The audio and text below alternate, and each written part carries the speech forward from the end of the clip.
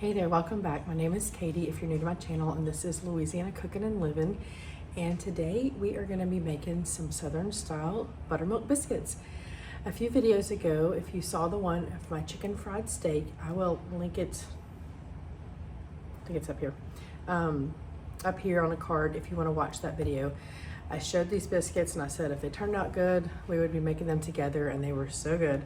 So today we are going to be making those biscuits together, and I got the biscuit recipe. I'm going to say her name. I'll leave a link to her video in the description box.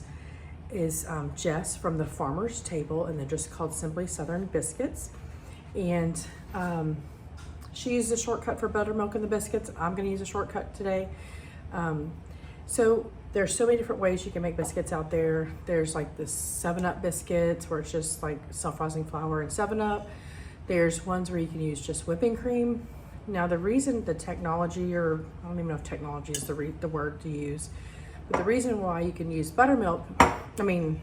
whipping cream and self-rising flour is because to make butter, you whip whipping cream past the whipped cream stage, and that will turn into butter, and you will have solid butter, and the liquid that's left over is called buttermilk.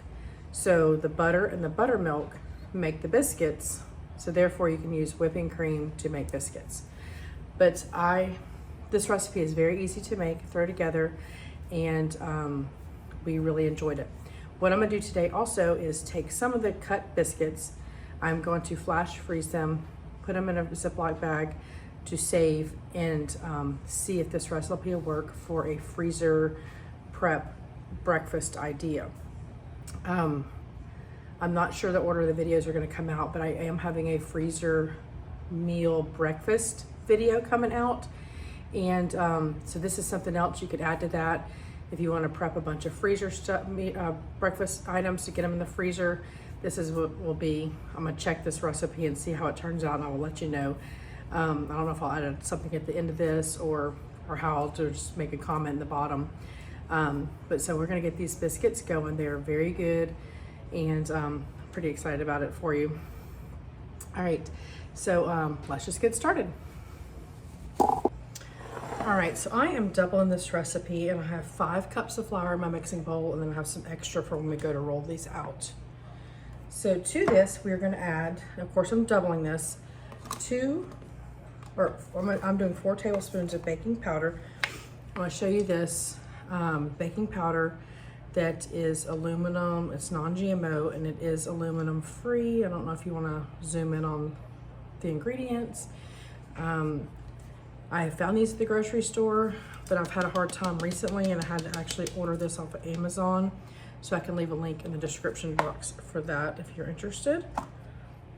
So I'm doing 4 tablespoons.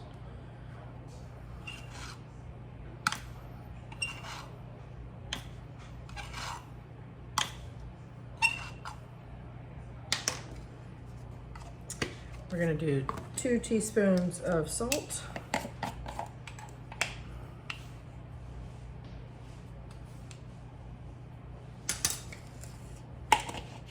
Now we are going to do 1 stick of butter. So I'm doing 2 sticks, and she says cubed. So what I like to do is to actually grate them on my cheese grater. I love this butter I get from Costco.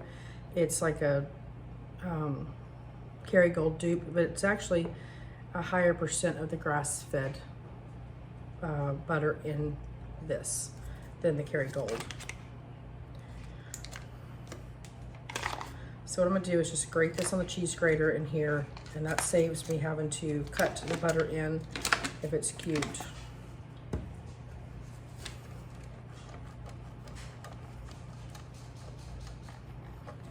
And you want your butter to be cold so that it takes longer to actually melt when it's in the oven.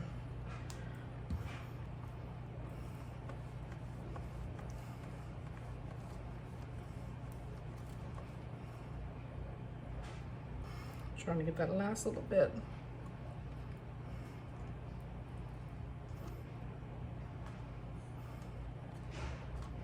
All right. That'll be good enough.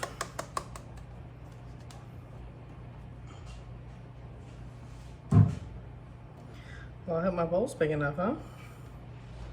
I think I may dump this into a bigger bowl. Let me get a bigger bowl. All I was thinking about was how much flour this was going to be and not how much butter I was going to be adding in.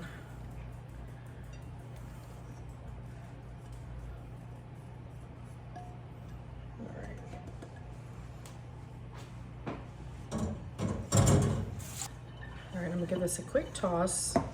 Try and get these butter shreds separated a little bit. Coated in flour before we add our buttermilk. So in her recipe, she gives you instructions on how to add lemon juice to regular milk if you don't have buttermilk. Buttermilk, from what I've heard, does freeze fine, but I find it's one of those things that you buy it for recipe, you have a lot left over, it ends up going bad. I've never tried freezing it. So what I've been doing, so one of the options to make a buttermilk is to take regular milk and add some lemon juice to it, and she puts that in her recipe. But I've been buying this buttermilk powder, and I like to keep this on hand, and this works just fine. So for the buttermilk powder, it says we're gonna need a cup plus 2 tablespoons. So I'm using 2 cups plus 4 tablespoons of buttermilk. So for a cup of buttermilk, I need 4 tablespoons of this. So I'm gonna add about, let's see. This is kind of clumpy, so don't use it often. And because we are so humid here in Louisiana, dry things can get clumpy. All right, so what did I say?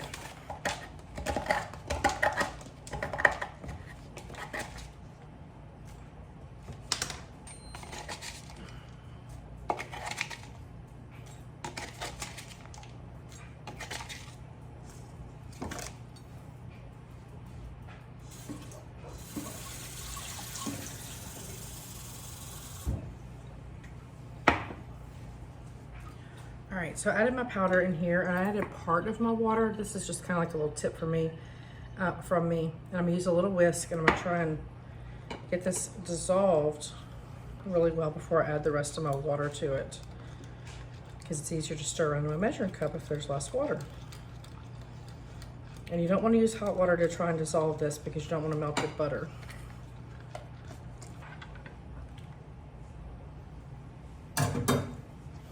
All right, so we have our buttermilk mixture mixed here, and all we're going to do is we're going to incorporate these 2 things together.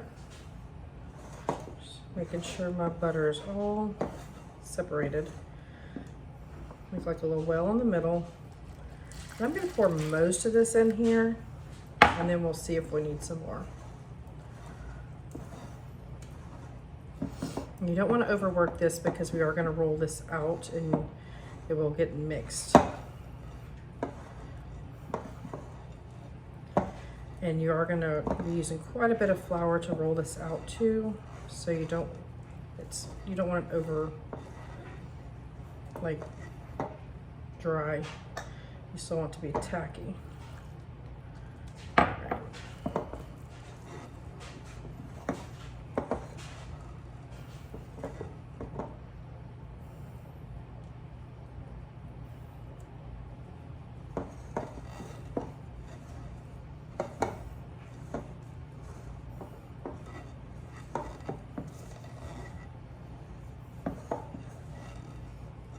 Add the rest of this in.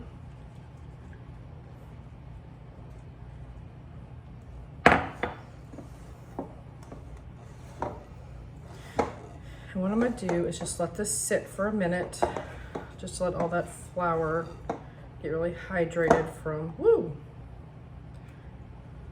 our buttermilk. All right, so I think our dough has rested long enough. And I wanted to show my friend from church made me this amazing rolling pin. He just stopped me. Let me just show you the rolling pin I have. We'll start the story over.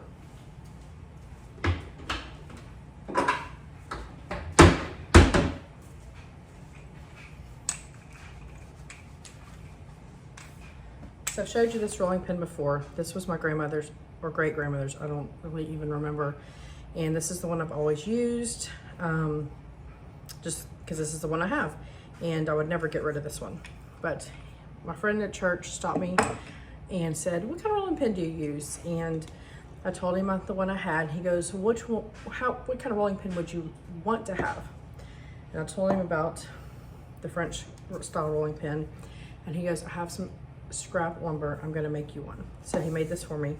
And I'm so excited. I used it last night for the first time. And I thought maybe it would just mechanically make it easier to roll this style, but actually, I don't know, I found that it, and it's hard to explain, but I find that it had actually rolled out what I was making much better. And I don't even know if that makes sense at all. So I really like this. And I told him he needs to sell them. It's so pretty. And he said, "Well, if you want to put them on your Etsy store, maybe I could do that." So let me know in the comments if you'd be interested, and I will let him know. I have no idea how much he would sell them for, but this is what we're going to use today to roll these out. I'm so excited. So we're going to generously flour. My countertop is very clean. I cleaned it before we started. And I'm going to dump all this out. Seems like a mess, but it works. It comes together.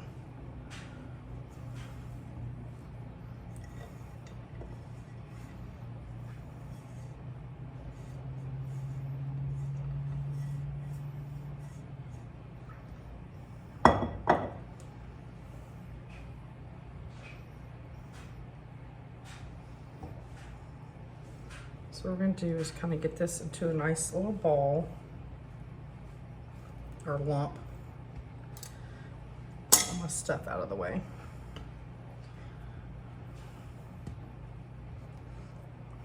All right, we're going to flour the top of this. And I may need to cut this in half. This may be too much to work with.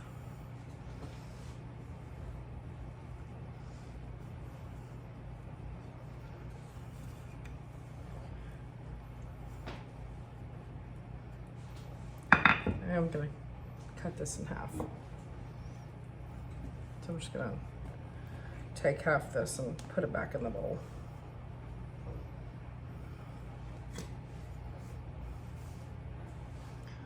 Bring all this back together. I'm doubling this recipe because I'm going to bring, not only am I going to put some in the freezer to test that out, I'm going to bring these to church tomorrow for breakfast. All right. So what we're going to do to make our flaky layers, not only is that butter, I don't know if you can see the butter in here, not only is that butter going to help us give us flaky layers, what we're going to do is we're going to fold this a few times, and that will help give us flaky layers. All right, so what we're going to do is we're going to roll it out. I'm going to fold it over in thirds.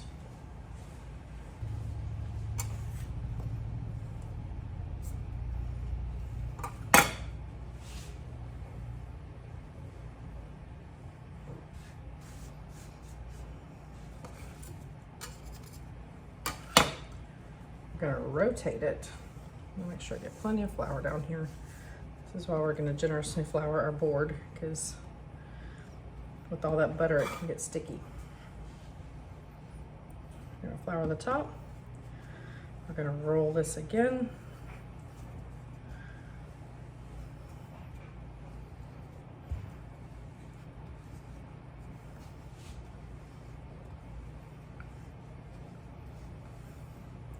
And we're going to fold in thirds again.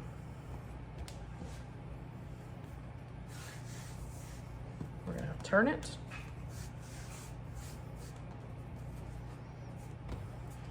We're going to flour the top, and we're going to roll again.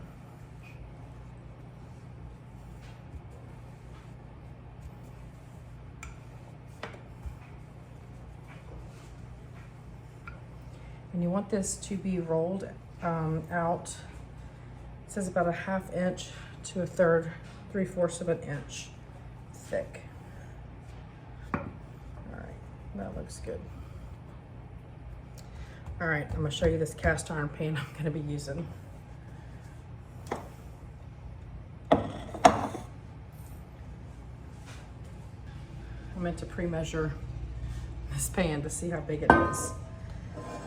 You get best results on a cast iron pan for something like a biscuit because it'll give you like a little crunchy bottom. I'm gonna measure the diameter of this. We are at, it's a 15-inch skillet. I'm gonna take some softened butter and I'm gonna generously grease the bottom of my skillet here. Just use a paper towel to spread that around.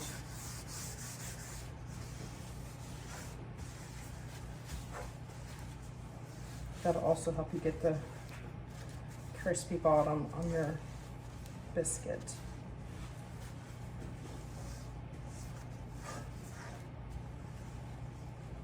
Now this isn't the healthy biscuit by any stretch of the imagination. We're gonna also be basting this with butter.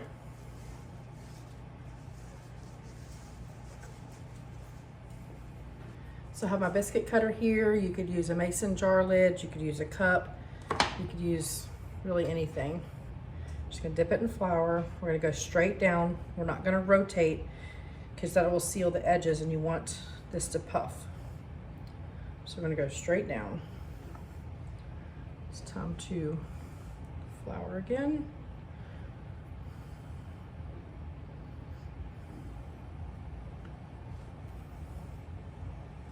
We're gonna put these in our pan, almost touching each other.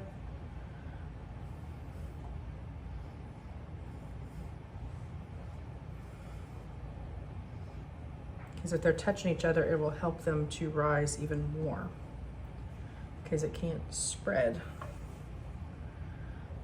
And we'll just cook however many can fit in this pan, and the rest I'm gonna put in the freezer.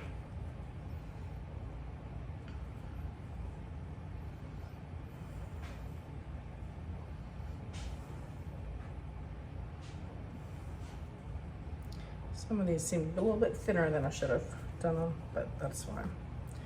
All right, we'll just roll this back out and make some more.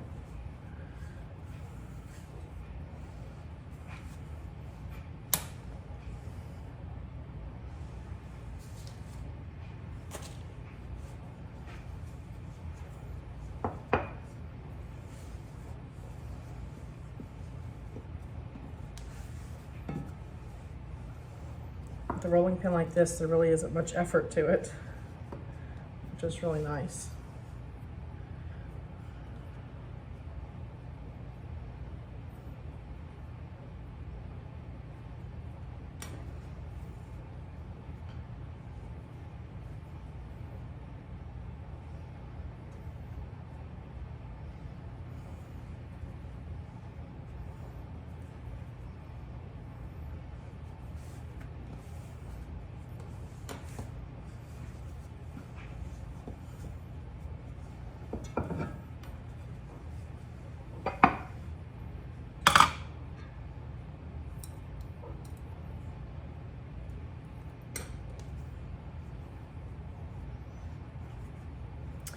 I think that's all I'm gonna fit in my pan. Let me count these. 1, 2, 3, 4, 5, 6, 7, 8, 9, 10, 11, 12, 13, 14, 15, 16, 17, 18 biscuits in this pan. So we're gonna get these in the oven and they will bake, oops, sorry. We are going to baste the tops with some melted butter. Like I was saying though, I have my oven preheated to 350 and we're gonna bake these for 18 to 20 minutes. So I'll get these basted, get these in the oven. While these are baking, I will roll up the rest of them to put in my freezer. And we'll be back to taste test.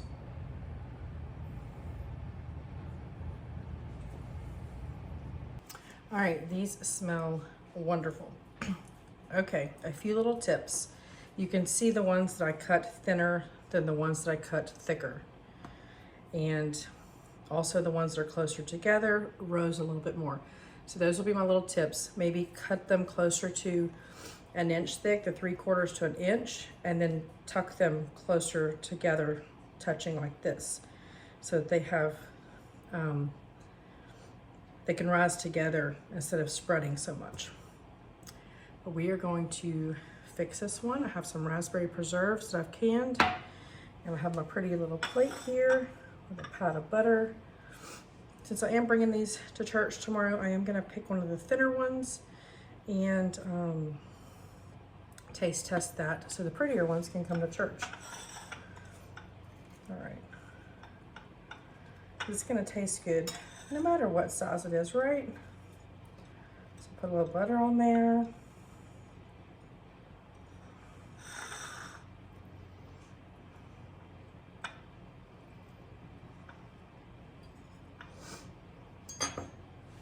So we're able to get, let me count these again because I forgot. 1, 2, 3, 4, 5, 6, 7, 8, 9, 10, 11, 12, 13, 14, 15, 16, 17, 18 in here. And I was able to put 22 in the freezer. All right, so last my little jar here. So we'll spread some of this on here.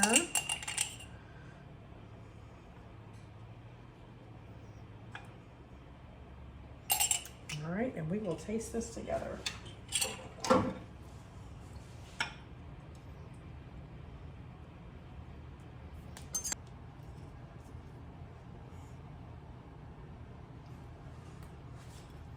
right, let's give this a little try here. It's gonna squirt jelly out everywhere, isn't it? I'm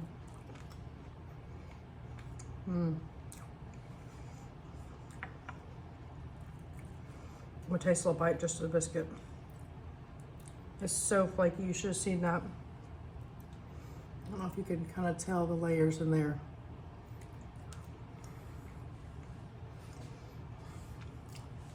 That is so good.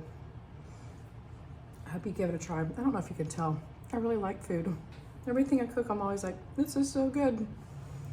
I think there was one recipe I said, don't try that one. I think the Texas sheet cake bundt cake that I made this past fall, I was like, yeah, don't try that recipe. It was a new recipe, and that's kind of what happens. But you know what? We don't know unless we try, right? And it wasn't like it wasn't edible and people didn't eat it and they didn't like it, but maybe I'm just kind of picky. And anyway, I'm just chattering too much, right? Anyway, I love food, and these were really good, and I hope you give them a try. When I made them with the chicken fried steak and had the gravy with it, so good, y'all. I hope y'all subscribe if you're not already subscribed, and I'll leave links in the description box of the recipe and any equipment I use that you would want to purchase. It doesn't cost you any extra to use my Amazon links. It just helps my channel out. And I will leave some videos at the end of this that you can check out. And we'll see you next time. Thanks for watching.